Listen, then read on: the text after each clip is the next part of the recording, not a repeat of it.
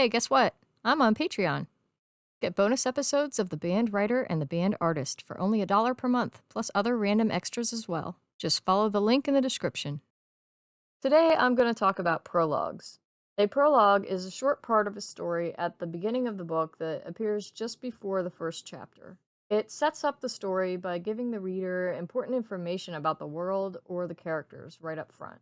This usually, but not always, includes a backstory or history of the story world or characters. The events of the prologue are separate from the main story, although they should definitely tie into it, and they usually take place before the main story starts. Although I've heard they can be a flash forward too. Not every story has a prologue, and some genres are more likely to have them than others. Crime, thriller, and fantasy novels are more likely to have a prologue than most other types of fiction. There is a debate among writers, editors, and publishers about whether or not prologues are a good idea. Whether your story needs one or not is entirely up to you, but if you're on the fence, here are some pros and cons that may help you decide. Pro number 1. A well-written prologue can add depth to a story and can even provide an opportunity for foreshadowing.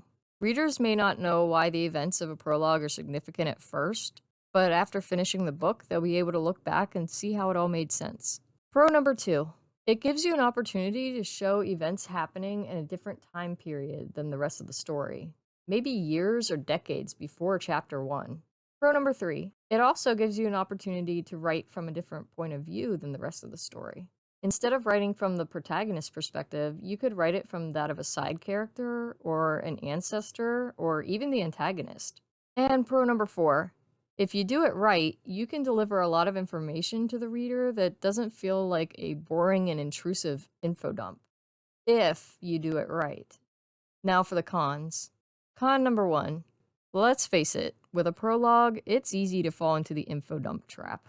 Readers don't like information dumps, we find them boring, and when you place one right at the beginning of your story, since we haven't had a chance to care about the characters yet, we're gonna get extra bored extra fast. Con number 2. A prologue delays the main story.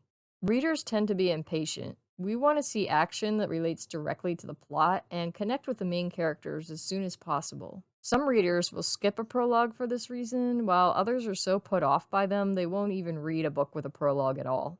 Con number 3. In order to keep the reader engaged through the prologue, it needs to be kept short. The prologue is usually a lot shorter than a regular chapter. Depending on how much information you want to include in yours, it could be difficult to make it short without making it feel rushed. And con number 4. If you send your manuscript to a publishing house and it has a prologue, there's a greater chance the house will reject it. They're taking a gamble with every title they put to print, and since many readers don't prefer prologues, unfortunately neither do publishing houses. You can always self-publish though. That's what I'm doing. So if prologues are so risky, how else can writers deliver important information and backstory to the readers? And how can we do this without info dumping? Everything I've read says the key is to sprinkle these details throughout the main story a little at a time. Bits of it may come out in conversation with other characters, as long as it feels natural, and bits might come out in the protagonist's internal monologue, and bits might come out in observations made by the protagonist. Basically, there are other ways to share information and backstory that don't pull readers away from the main story. A lot of successful authors say that if you can avoid the prologue by doing this, you should. But they also say there are times when a prologue may be necessary, like when you have to write a scene that's out of time sequence with the rest of the story. In that case, you wouldn't be able to fit it smoothly into a chapter, so it would be more appropriate to put it as a prologue. I searched the internet for the best prologues ever written, and I found a list on Reddit that includes the following books. Hitchhiker's Guide to the Galaxy by Douglas Adams. 2001 A Space Odyssey by Arthur C. Clarke. The City of Ember by Jeanne Duproux. And The Eye of the World by Robert Jordan. I noticed these are all sci-fi, fantasy types of stories, which is pretty interesting. I'm trying to remember a good book I've read that had a prologue. I remember reading The Pillars of the Earth by Ken Follett a long time ago, and I think it had a prologue, but I don't remember the details. I probably butchered that name, I'm so sorry. I only remember that it seemed to work well, so that's worth something, I guess. In my work in progress Outsiders, I do something a little different. My story opens with the protagonist in prison in the current day, then jumps back in time about a year to show how she got there.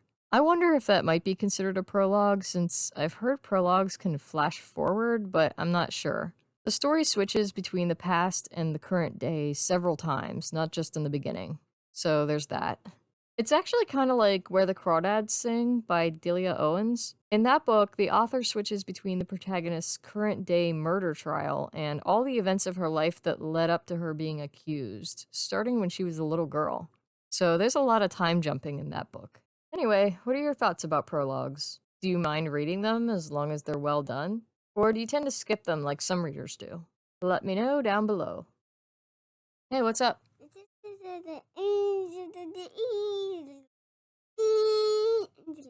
Puppies. You need help? Can you show me?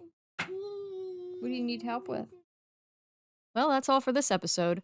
If you'd like to help me out, please like, subscribe, and leave a comment. Another way you can help is to check out my Etsy store for fun and unique items. Just follow the link in the description below. And if you're a Christian artist, writer, or other creative type of person, please consider joining my Facebook community called All Christian Artists and Writers. Shalom!